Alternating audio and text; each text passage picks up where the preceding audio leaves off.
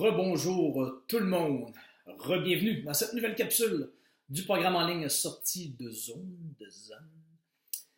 Écoutez, on a vu dans les capsules précédentes deux premières étapes d'une sortie de zone. La fausse, la période facile, en pleine possession de nos moyens, quand le courant nous passe 15 pieds au-dessus de la tête, la zone de confort. Quand on est dans notre zone, on a vu en deuxième étape, en deuxième point, le frétillement léger. Quand ça commence, on commence à ressentir à petite échelle, à petite intensité surtout, le besoin de sortir de notre zone. Petites insatisfactions qui grandissent à un moment donné, avec le temps. Plus on l'étire, plus ça grandit, et plus on arrive parfois, malheureusement, à la troisième étape. La période de frétillement intense est pour nous souffrante. Ouais, lorsque le saumon là, sent vraiment qu'il doit sortir de la fosse, là, qui est rendu au maximum, qui est sur le bord de sortir, mais nous, à cette période-là, d'habitude, c'est souffrant. Ouais. Parce qu'on a attendu souvent trop longtemps. Parce qu'on a résisté à ce qu'on sentait qu'on devait faire dans la période légère de frétillement, dans l'autre période avant. On l'a étiré au maximum parce qu'on ne voulait pas, parce qu'on avait peur, parce que c'est stressant de marcher, c'est angoissant de marcher vers de l'inconnu. Donc, on a résisté, on a nié, on a refoulé jusqu'au maximum, jusqu'à temps que ça devienne très souffrant. Peut-être qu'il y en a qui sont là-dedans présentement, ou qui sont si on les tire au maximum, le souffrant, ben, c'est le burn-out et la dépression. Peut-être qu'il y en a qui sont en burn-out, parmi ceux qui m'écoutaient. Peut-être qu'il y en a qui sont en dépression, ou peut-être qu'il y en a qui ont très hâte de sortir de leur zone. C'est très douloureux, mais ne sont pas encore rendus au burn-out et à la dépression. Et tant mieux. Donc, le but, c'est de ne pas se rendre là. Évidemment, une sortie de zone, ça peut se faire bien avant. Et qu'est-ce qu'on ressent? Je ressens, parce que je l'ai ressenti moi-même à plusieurs étapes lors de mes processus de sortie de zone dans ma propre rivière. Quand on est là-dedans, on a comme le sentiment d'avoir fait le tour. Ouais. De ne pas être du tout capable. Tu sais, d'avoir vraiment, vraiment, vraiment fait le tour. La période intense et souffrante, c'est juste que nos insatisfactions ont tellement grandi que là, ça devient vraiment très douloureux. On a l'impression, on ressent de ne plus être du tout à notre place, un manque total de sens, un manque de reconnaissance.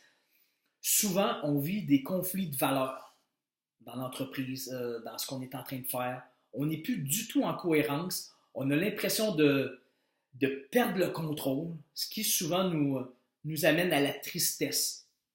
On ressent beaucoup de tristesse souvent dans cette période-là. Le goût de pleurer ou d'être vraiment déprimé, découragé, au bout du rouleau. Moi, quand je vivais ça, ben, je devenais plus agressif. Je me sentais tendu, lourd, comme avec un poids sur les épaules. Et quand on est là-dedans, à la limite, je dirais qu'on se sent coupable. Ouais, coupable de ne pas être bien. Parce que c'est ça. Parce que dans la vie, on est supposé être bien. Donc, si on n'est pas bien, ben là, on se sent coupable. Est-ce que c'est de ma faute? Qu'est-ce que j'ai fait de mal? Nanana, nanana. Parfois, on développe beaucoup d'impatience. Ouais, on devient très impatient avec n'importe quoi. Parce qu'on est stressé.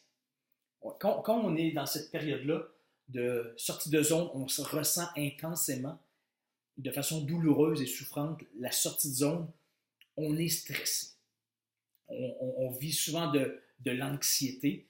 Et souvent aussi, ce qu'on vit, c'est un manque profond de motivation, de joie, d'enthousiasme. On n'a plus d'étincelles dans les yeux, on n'a plus de feu d'artifice par rapport à ce qu'on est en train de faire.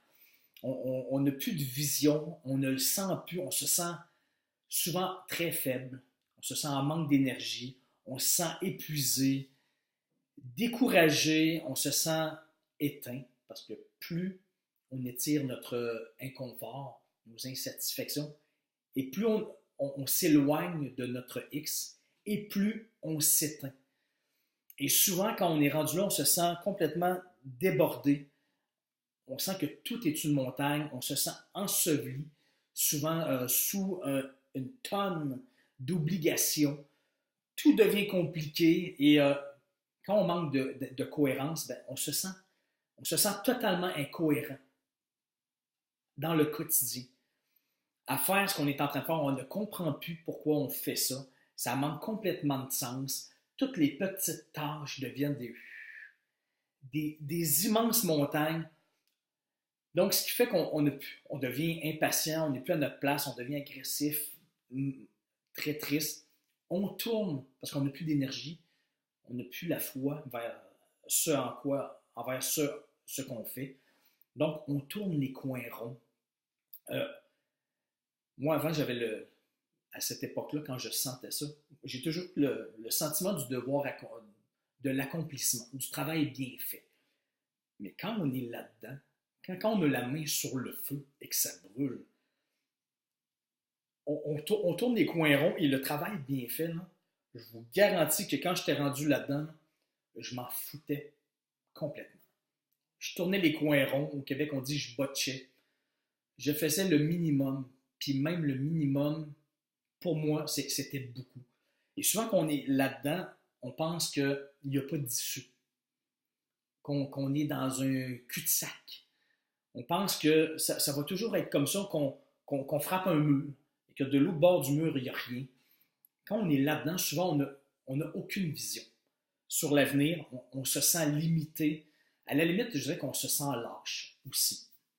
Je suis convaincu qu'il y en a probablement qui se sentent lâches parce qu'on n'a plus d'énergie, on n'a plus le goût de travailler, tout est lourd, donc on se dit, ouais, qu'est-ce qui m'arrive?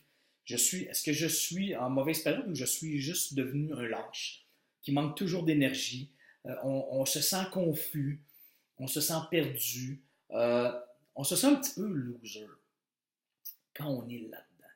Mais ce sont tous des états d'âme, des sentiments qui vont passer. Mais lorsqu'on est là-dedans, souvent c'est ce qu'on ressent. On se sent irresponsable, on a envie de tout quitter. Tu sais, au Québec, on dit je sacrerais tout cela. Là. Et j'irais tourner des hamburgers chez McDonald's. Ça, j'ai déjà dit ça. Il me semble que j'irais tourner des hamburgers chez McDonald's. Ça serait moins compliqué, ça serait moins lourd. Il me semble que j'ai besoin d'oxygène, j'ai besoin d'air. J'irais vendre des souliers dans une boutique de chaussures. Moi, juste ça, avec aucune autre responsabilité que vendre des chaussures. On a l'impression vraiment d'avoir la main sur le feu. Et on pense à tout quitter, et ça, c'est irrationnel. Ça, c'est du ressenti. Et du ressenti, ce n'est pas rationnel. Ça, on décide de le sentir ou de ne pas le sentir. On décide de l'assumer ou de ne pas l'assumer. On décide de refouler, nier et remettre à plus tard. Ça, c'est une des pires choses à faire parce qu'on se sent irrationnel. On sent que c'est fou parce que souvent, on n'a aucune bonne raison rationnelle de s'éteindre. Je le sais, je l'ai vécu. Ça va bien, je réussis dans ce que je fais, j'ai commencé à faire ça et je suis rendu là. Pourquoi aujourd'hui je m'éteins? Pourquoi je suis en train de m'éteindre? Je ne comprends pas parce que d'habitude, on n'a aucune bonne raison rationnelle de s'éteindre. C'est plate, c'est dommage, mais c'est ça. Donc, ça ne sert à rien d'essayer d'analyser ça. On se sent perdu, complètement dans le flou, dans la vapeur, dans le brouillard. On voit plus clair et on a l'impression de survivre. Et quand on est là-dedans et qu'on souffre et qu'on est en totale incohérence et qu'on est rendu très loin dans nos insatisfactions, on continue à grandir.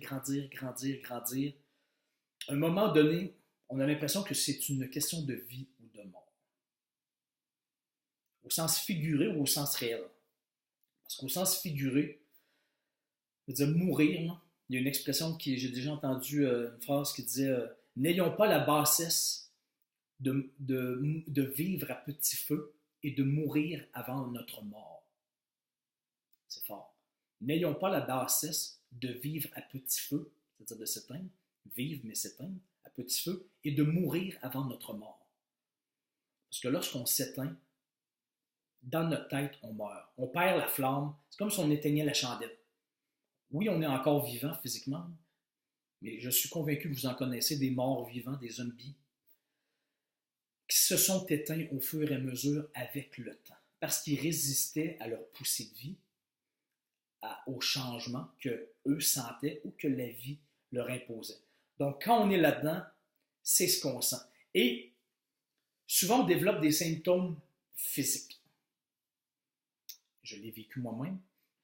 À une certaine époque, en ma deuxième grande sortie de zone, quand je suis passé de producteur de disques au monde des communications, quand j'ai changé de ville, quand je suis passé de la ville de Montréal à Québec, à l'époque, quand j'étais producteur de disques, je me suis mis à mal respirer. Moi, je respirais mal. Mais moi, je n'avais fait aucun lien entre mal respirer et le fait de s'éteindre. Je n'avais jamais entendu dans ma vie l'expression être sur son X à la bonne place, dans la bonne voie, l'expression s'éteindre. Moi, je pensais que j'avais attrapé un virus complètement par hasard. Je n'avais jamais fait aucun lien. Donc, je commençais à mal respirer parce que je résistais au changement, à ma sortie des zones que je sentais que je devais faire, parce que je n'avais aucune bonne raison rationnelle de m'éteindre. Mais je résistais et je commençais à mal respirer. Et je pensais que j'avais attrapé un virus. Je suis allé chez le médecin, je lui ai dit, écoute, moi, je respire mal. Probablement que je fais de l'asthme. Je ne sais pas trop, peut-être que je fais de l'asthme. Et ce n'est pas parce qu'on est un médecin qu'automatiquement on a la réponse à tout. Lui ne m'a pas posé la question est-ce que ça va bien, il ne m'a pas posé de question, pas du tout. Non, il m'a tout de suite prescrit une pompe à asthme. Donc, je suis sorti du bureau avec une pompe à asthme. Et moi, je pensais que j'étais devenu un asthmatique. Si le médecin m'a prescrit une pompe à asthme, je suis devenu un asthmatique. Hein? Et je pensais tellement que j'étais devenu un asthmatique, que j'avais attrapé un virus par hasard, que je jouais au hockey sur glace avec ma pompe à asthme sur le banc. Pendant le match, la pompe était à côté de moi, sur le banc, au cas où je fasse une crise d'asthme sur la glace. Ben oui, parce que moi, je suis devenu un asthmatique. Le médecin m'a prescrit une pompe à asthme, donc c'est dangereux, ça, être asthmatique. Je peux faire une crise d'asthme n'importe quand. Donc, je vais traîner ma pompe à asthme sur le banc, au cas où je fasse une crise d'asthme sur la glace, pendant que je joue. J'ai pensé ça. Je vous confirme aujourd'hui que je n'ai jamais fait d'asthme de toute ma vie. Je joue encore au hockey à chaque semaine et je vous assure, je vous garantis que je ne fais pas d'asthme. Je ne joue pas au hockey avec une pompe à asthme sur le banc maintenant. Non, ça fait des années que je n'ai pas de pompe à asthme. J'ai simplement réalisé que moi, lorsque je m'éteins et que je résiste au changement, à faire ce que je sens que je dois faire parce que c'est difficile, stressant et angoissant et que c'est de l'inconnu, moi, j'ai réalisé que ça me prend dans les poumons. Je commence à mal respirer. Il y en a que c'est des mal de tête, il y en a qui développent des mal de dos, il y en a qui développent des mal de ventre, il y en a qui développent de l'eczéma, peu importe. Moi, c'était dans les poumons. Donc, je me suis mis aussi à mal dormir. On développe des symptômes physiques. On commence à mal dormir, on commence à manquer d'énergie, on veut juste surtout dormir, on se lève difficilement du lit, et parfois, ce que j'entends souvent, les gens ont le goût de vomir. Moi, ils veulent même pas aller travailler, ça leur donne le goût de vomir. On a toujours la batterie à vide, on est incapable de récupérer, même si on dort, on est incapable de récupérer, et on se met souvent à boire de l'alcool, prendre de la drogue, ou prendre quelque chose qui va nous faire sentir un petit peu mieux. Parce qu'on se sent très mal. Donc, au niveau physique, il y a des ressentis. Il y en a qui deviennent avec une respiration très courte. Moi, je faisais de l'asthme. Moi, c'était ça. Il y en a qui développent des étourdissements. Peu importe. À un moment donné, lorsqu'on n'est pas sur notre X et qu'on ne fait pas ce qu'on doit faire dans la vie, on développe des symptômes physiques. Est-ce que vous en avez développé? Répondez à la question. Comment vous, présentement, si vous êtes là-dedans, comment vous vous sentez? Quels symptômes que je viens d'énumérer, là, juste avant, j'en ai énuméré une liste de ressentis. Et au niveau physique, est-ce que vous avez des symptômes physiques que vous n'avez peut-être aucune idée qui est relié à votre manque de cohérence, à votre résistance au changement? Donc, répondez pour vous. Et si vous voulez partager au groupe, allez, si le cœur vous en dit, soyez très à l'aise, très confortable. Donc, pour tout de suite, je m'arrête ici pour la capsule et on va aller plus loin dans les prochaines capsules dans cette période de phase de ressenti intense et souffrant. Donc, à très, très, très bientôt. Ciao, bye.